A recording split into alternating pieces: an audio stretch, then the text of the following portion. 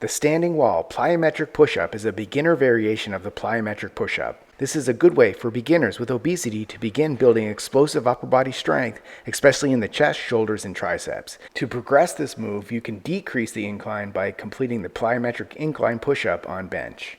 Here's how to do it correctly. Stand facing the wall at arm's length away with your feet about shoulder width apart. Position your hands slightly wider than shoulder width at chest height with your fingers pointing upward. Tighten your abs and maintain a straight line from your head to your heels. Lower your chest toward the floor by bending your elbows, keeping your body in a straight line. Your elbows should flare out slightly as you lower down.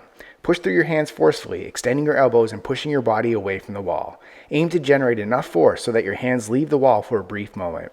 As your hands return to the wall, immediately go into the next rep by absorbing the impact and bending your elbows to lower your chest toward the wall. Keep the movement continuous. Repeat for reps. Subscribe to get a new exercise video demo every day.